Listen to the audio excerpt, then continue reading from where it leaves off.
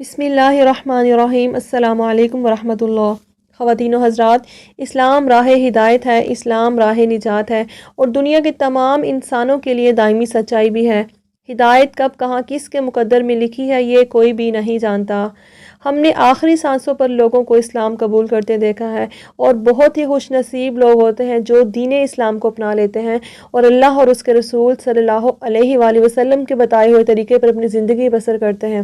मेरे प्यारे दोस्तों, आज मैं आप लोगों को रिएक्शन कुडी यूट्यूब ओनर की कहानी बताने जा रही हूँ। ये लड़की पहले हिंदू थी लेकिन माशाल्लाह से अब इस्लाम ला चुकी हैं। हुआ कुछ ये कि हमारी ये बहन अपने चैनल पर मुख्तलिफ़ वीडियोज़ पर रिएक्शन देती थी। एक दिन किसी व्यूवर ने उन्हें सूरह रहमान पर रिएक्शन देने को कहा। रिएक्शन कुड़ी बताती हैं, सूरह रहमान पर उन्होंने जैसे ही रिएक्शन देना शुरू किया तो एक सुकून सा महसूस हुआ। ऐसा लगा मुझ पर सहर सा तारी हो गया। वो सुकून मैंने अपनी ज़िंदगी में कभी भी महसूस नहीं किया था। फिर अचानक से एक दिन मुझे एक रिक्वेस्ट आता है फ्रॉम माय सब्सक्राइबर्स या व्यूअर कि कोई मैं एक इस्लामिक सूरा पे रिएक्शन दूँ। आई थिंक वो सूरा रहमान था।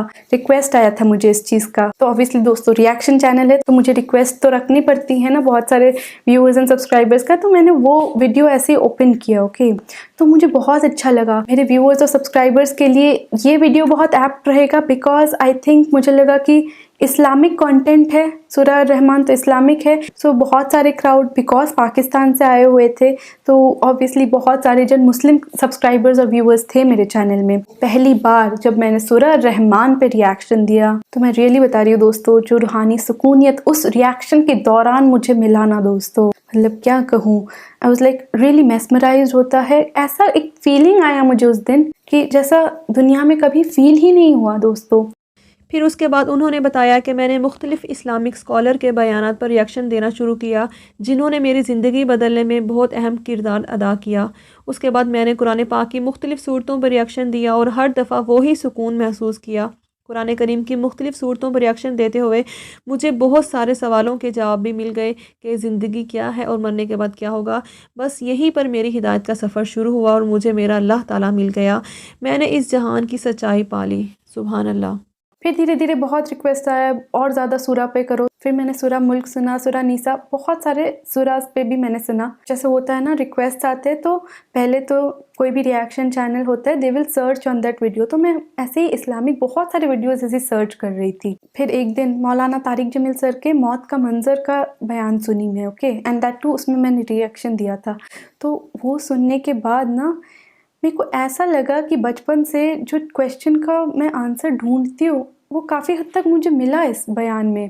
बेसिकली मैं बचपन से ये सब सोचती थी कि आफ्टर लाइफ क्या होता है, आफ्टर डेथ, अगर डेथ तक ही सब कुछ है तो फिर तो मैं कुछ भी गुनाह कर लूँ इस दुनिया में मुझे कुछ होगा ही नहीं, है ना दोस्तों। वो कर्म इस दुनिया में होगा फिर बाद में क्या है ना दोस्तों। तो मुझे यही क्वेश्चन का डाउट रहता था कि there has to be something beyond death. Death के बाद होना कुछ ज़रूर इम्पॉर्टेंट है ना दोस्तों, क्योंकि ऑब्वियसली डेथ के बाद अगर कुछ है ही नहीं तो मैं क्यों इम्प्रूव हूँ, क्यों एक अच्छे इंसान बनने की तलब होगी भी क्यों मुझे, है ना दोस्तों। तो ये सब बयान सुन सुन के मेरे को काफ़ी हद तक मेरा जो कॉन्सेप्ट था साइंस को लेके फिर द क्रिएटर को लेके काफ़ी हद तक सॉल्व होने लगा मुझे लगा। फिर दोस्तों मैं क्या बोलूँ, मतलब मेरे रोंगटे खड़े हो रहे हैं।